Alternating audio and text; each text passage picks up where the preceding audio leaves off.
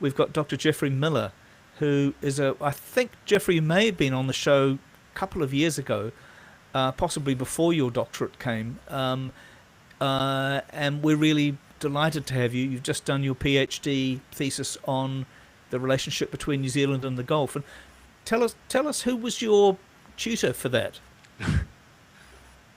Supervisor. Supervisor, evening, I do everyone. apologies. Look, Good evening, Jeffrey. my primary supervisor was indeed Professor Robert Patman, who was with us this afternoon. So I hope he I'm gave very you just the grateful right- to him you for know, all his he's- support. I Good. plead guilty. He's been withholding my honorary We degree, got which has there. been really pissing me off, actually, because I read your 463-page thesis, and I thought, that's, I mean, just as good as a quick take from me. Yeah. Indeed.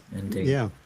Anyway, lovely to see you, Jeffrey. Thank you very much for coming on. Peter, go for it with the first No, questions. you're very 'cause- welcome. Well, Jeffrey, your specialism, and not to make it sound like mastermind, but you are both masterminds, of course. Thinking about the Gulf, and your doctorate is in the Gulf states and our relationship with them. But what's your sense of how the Gulf states? And I hate to ask it in a contemporary fashion, in a sense. What's your sense about the risk to the Gulf states at the moment in this weird stasis where we're in a double blockade? Look, I think everything's on the table at this point when it comes to the Gulf states. I think they're going to be very much in a reassessment mode as to what their future is, because they have relied on a US security guarantee. And look, unfortunately, where that's ended up with this war. And the Gulf states were all very busy before this war began, assuring Iran that they wouldn't allow their airspace to be used by the United States. They wouldn't allow strikes to be launched from their countries, and they thought that that would protect them, and it offered them absolutely zero protection in the end. And they've effectively just been target practice for Iran over the past 6 weeks or so, until the ceasefire came in last week, and a huge range of infrastructure is attacked: oil refineries, hotels, airports, ports, you name it. Anything strategic was being attacked in those 6 Gulf states: Bahrain, Kuwait, Oman, Qatar, Saudi Arabia, and the UAE. During the war, it was quite breathtaking, and the scale of this destruction that was done. I mean, you look at some of the footage that came out. Qatar released some footage of the gas refining facility and what had happened there, and it looked, almost like complete devastation of that facility, and they wanted to show, what the damage had been done, because the Gulf states are taking a pretty hard line vis-a-vis Iran, and they've unleashed a lot of their fury at Iran directly. But I think they'll also be in the background reassessing their relationship, in particular with the United States. But I think that's done a bit more quietly. It's more acceptable to unleash directly against Iran, and that's largely been the object of their fury over the past 6 weeks. Jeffrey, we'll elaborate just a bit, just 1 second, Ben, because you launched me on this. Jeffrey, just before I bring Bernard in and then get Robert to mark your answers. What do you mean? You're one of the few people we've been able to have on who really understands the Gulf states, and I wonder if you have a view on the implications of the Sunni minorities in Bahrain and the Sunni minorities in Saudi Arabia, particularly around Bahrain and the east coast of Saudi Arabia, and also the connection historically between Qatar and Iran, not only owning jointly exploiting that gas field, but being the kind of bridge, in a sense, not that there is literally a bridge, though who knows, between the Arab states and the Persian people in Iran. What do you make of that quandary there? Because we haven't really seen a flare up of Shia unrest, if you like, in Bahrain and Saudi Arabia, so far as we know. Indeed, look, these countries are all very close together geographically, but also culturally, historically. There's strong links with Iran. In particular, I mean, you mentioned those examples with Bahrain, of course, with the Shia population, but in the UAE, Dubai, and specifically the Emirate of Dubai, has long-standing, strong cultural ties with Iran, strong trading relationships with Iran, and Dubai has often been used as I guess, a transshipment site for Iran's products while they've been under heavy sanctions and so forth. A lot of stuff gets sent to Dubai and then re-exported and so forth. And a lot of Iranian business people in Dubai, a lot of Iranian migrants in Dubai. And that is all on the table now, whether that will continue, because the UAE introduced a ban on Iranian nationals coming into the country. They were officially banned from coming in. Their visas were cancelled.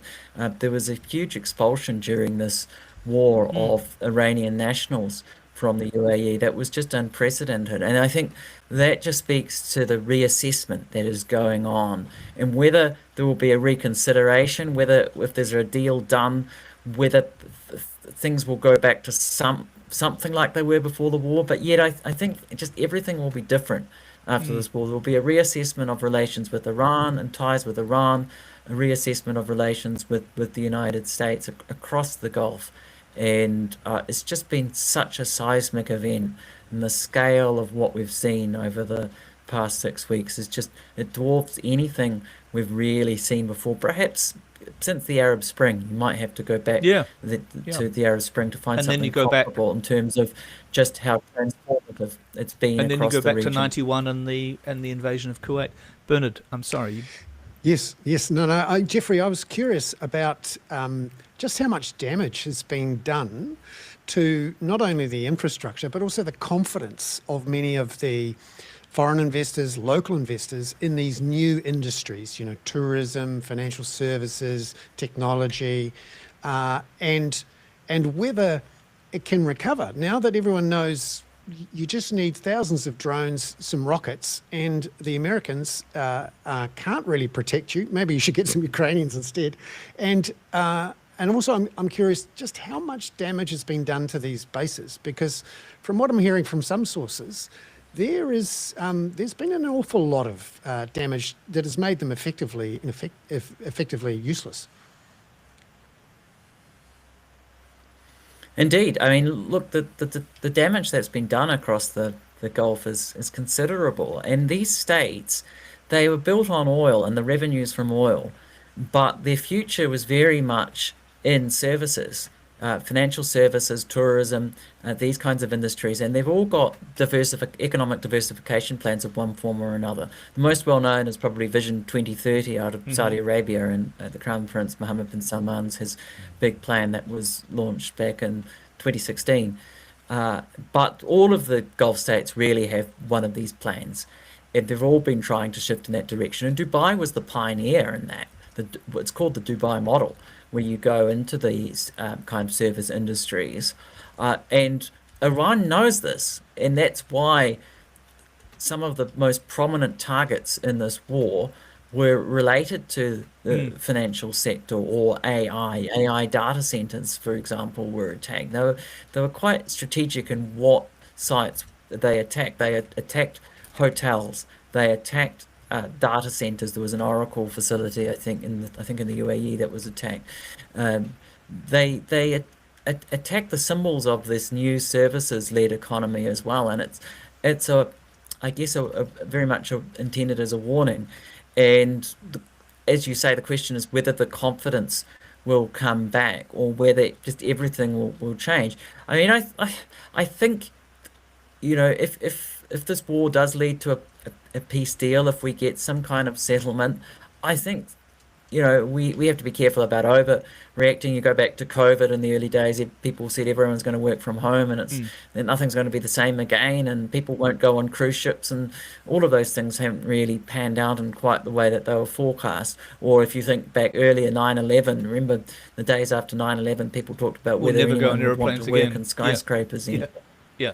Yeah, or airplanes and so forth. So I think people forgive and forget over time, but perhaps to an extent. But that level of vulnerability will always be there because of the way that Iran managed to penetrate the defenses of the Gulf states. So, I mean, you said about, Ukraine, and the Gulf states have signed agreements. So Volodymyr Zelensky, the president of Ukraine, was visiting the Gulf states, I think, a couple of weeks ago, and the various states signed agreements to get some drone defense technology. So, I mean, these countries do have plenty of money, and no doubt they'll be rethinking their defenses, and they'll be coming up with new methods. I think they'll be aware that they've just got to do more of their own defense in the future, not leave it to the United States. And as you say, many of those air bases or just US military bases were heavily targeted and have enormous amounts of damage. And just from the trickling of reports that we've had, and I don't think we know the full story, and we probably never will, in terms of the extent of damage, it's been absolutely significant. And I think that goes for the Gulf generally. No, it's not the case that every street has been damaged and that it's an all-out war zone. It's been strategic. The targets that Iran has hit have been strategic in nature, and that's been the significance of the war. And that is, I think, the big question, whether there will be a ongoing loss of confidence in the Gulf states, or whether people will forgive and forget, will go back to these countries for tourism, for all these other services, whether it's AI, whether it's the financial services industry. My bet, for what it's worth, is that the fundamentals are still pretty strong because of just the nature of geography.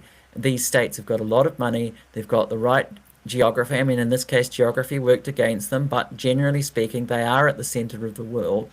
And I think in the long term, they'll do okay. And I think things will rebound. I think, for New Zealand, there's still a lot of opportunities there in terms of business.